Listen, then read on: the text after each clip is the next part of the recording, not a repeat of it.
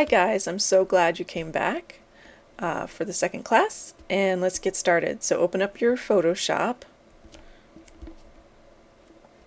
and you're going to go and you're going to open a new file we're going to work on. It is the Boot Camp Sample 2, and the link is down below for you guys, okay? So here we have a new image, and there's a little text added to it as well. We're going to start by talking about sampling colors. So let's take a look at these two little squares on your toolbar at the bottom. Those are the foreground color and the background color. By default, they're black and white. Let's take a look at the color selector. And you see how my cursor has changed when you select it. You select that icon and your cursor will change to a little eyedrop. It is the eyedrop tool. We're going to select a color, take a look at the image, see what color you'd like to do, and make sure that you have the layer where the image is selected. I'm just going to pick right around here on the feathers. And that's the color I selected. It's kind of a brown. Yeah, it's not great, but hey, it's going to work for this sample. You get to pick whatever color you like. So if you double click on that color, you'll see the palette opens up. And so that's the color that you have. So you can play around with the colors that you like. And then if you don't like the colors you've chosen, you can click the original color again and it'll go right back. Alright, so back to the Marquee tool, we're going to select the rectangular Marquee tool. We're going to double check, make sure our layer is selected. Alright, so now we're adding a new layer, and that way what we do with the Marquee tool won't affect our original photograph. So I'm making a rectangle, and as you can see the width and the height of the rectangle. So that's a nice way to decide if you have a specific size that you want. So I'm creating a rectangle here because ultimately I want to make a little ribbon that will sit behind the text. So the way we're going to do that is first we start with the Marquee tool. Then we're going to go down to the paintbrush. And you'll see that the color is already chosen from the one that we picked before. And you can just go right over and color in the rectangular Marquee box. Now what's really kind of cool is that you don't have to be super careful about this. It will only color what is inside that box. And you see those little radiating lines? Those are called marching ants. And it just tells you that that box is active. So to deactivate the box, right click on your mouse and click deselect, and that will deactivate the Marquee tool. Now let's take a look at the brush. You can change the sizes of the brush if you like, and the shape and how it creates its mark.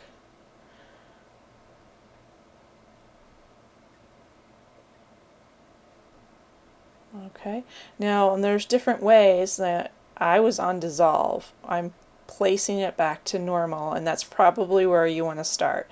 But if you play around with those various types of marks, you can see that you can get different effects. Let's go down and select the Polygon lasso tool. So now that is the standard lasso tool. That's the Polygon lasso tool. We're going to create the end of our ribbon using that tool. And that lasso tool is a nice way to use to work with straight lines without having to hand draw them. So I'm going to make a little ribbon here. I'm just eyeballing it, and I can already tell that I'm not going to like the way that looks. But you can see it's not quite right. Now you see the marching ants again. That's your highlighted area. That's your active area. So I'm not a big fan of the way this is going right now. So what I will do is remove that lasso and then create a new one. So how do you do that? There are lots of different ways. An easy way is just to move your cursor to the left outside of the image area and click on it, and it will deselect it. So let's try this again. Now you can use the ruler that's above. If you look, you can see the little marker is moving along the ruler.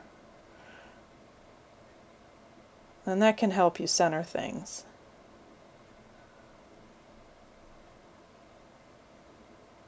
There you go. So I like that. We're going to hit delete, and it will delete just that area. So now I have a little ribbon, but my text is off center.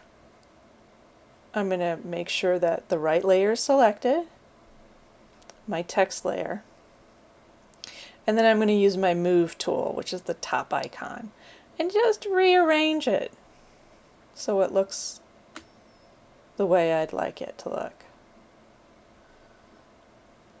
Alright, there you have it. Alright, let's take a look at that text. Now, right now it's a pretty plain Jane text.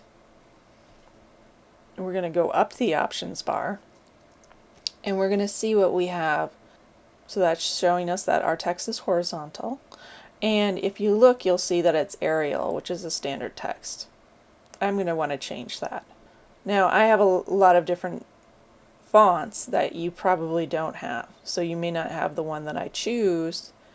However, play around with the fonts that you do have, and then later on I'll tell you how to import new fonts. Alright, so I've changed it to that. At the top there are lots of different options that you can play around with, whether you want it bold. You can change the size, the point size of your font.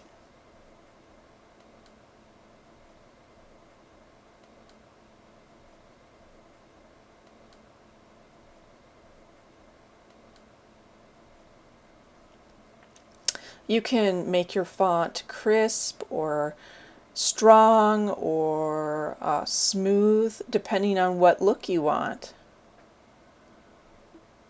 Okay, I'm going to keep it at crisp. You can center it or right or left justify it. And you can change the color.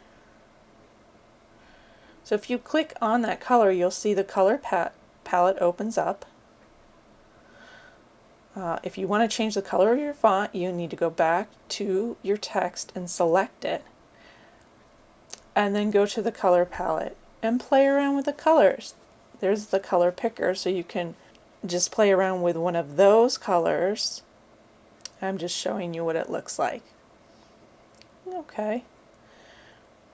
You can also change the color with the swatches palette. Again, you want to select your text before you hit a swatch. So I'm going to hit hot pink. And you can see that it's changed to hot pink. If you want to see what that looks like, go ahead and click your top icon, move tool, and there you go. Now you can see it. Kind of hard on the eyes. So we definitely want to change that. So again, select your text. Go back to another dark brown, boring brown. There you go, it's changed back. Okay. So definitely play around with this. It's kind of fun to play around, and there's lots of different ways you can do this. So you can also use the color picker to select a color off of your image. And this is actually quite nice when you're doing design documents or images to stay within a specific color palette. So you just select it, You click your foreground color and you click OK and it changes it. I'm going back to the swatches. I am going to pick a light yellow. Again, very easy. You can just move through these various ways. Find the one that you're most comfortable with. Now, if you want to go back to the original color, you go up to your edit and you click step backwards. And you keep doing that. And it takes you back one step each time. So that's a way to take several steps back. But remember, if you've made a change to your font and then you've made another change somewhere else and you decide you want to go back to your original font and you start stepping back, you're going to change whatever changes you've made, whether it's your font or something else. So just keep that in mind. Alright, so I'm just selecting the layer and I'm just making some marks. I made a mistake, right? I threw a mark on my layer that I want to get rid of. Go to Edit and Undo Brush Tool that you just made. Let's say you have several mistakes. You've made 3 mistakes. You can go up to Edit. You can do Undo Brush Tool. That'll take the first mistake away. Or you can add it back, redo. We're going to take it away again. And now if you want to get rid of the other ones, you have to go step backward. The undo option only undoes the last thing you've done. Okay, well that is what we're going to do as far as changes, but let's take a look at these panels over here. You can customize your panels. You can move them around, you can take them out. You can close them if you don't want to use them or you don't want to see them. You can take the whole thing and move it so it's floating, or if you pulled it out by mistake and you need to put it back, just bring it over until you see that blue line. You can close out sections. Just try moving some of the panels around. You can move them side to side if you have a lot of panels that you need to see. Don't be afraid to move these around. Some people get a little nervous about this. Get your hands dirty, get in there, move them around, see how things work. Don't be afraid of making a mistake, because we can always reset your panels to the original layout. And I'll show you, actually next class I'll show you how to do that. We'll do that before we start anything. So feel free today to go and move things around and kind of play around with them. You can even move the tabs. You can rearrange the tabs. So I took one tab from one section, one group, and moved it over to the other. Just look through the tabs. Look at all of the panel options. You're not going to know what they all do, but get familiar with clicking things. Feel comfortable about clicking things. And this is your workspace. You can close things down. You can open them up. Play around with it. And then if you go to your windows, you can open the layers again. All the layers are listed there. So if you close something by mistake, go ahead and open it. Take a little time tonight or today and go over your windows drop down. Just see what's there for panels. Alright, let's save as, and we're going to save this as a B version. That way we're not saving over the original file in case you need to go back and use it for something else. Thanks so much for sticking with me, and I will see you tomorrow.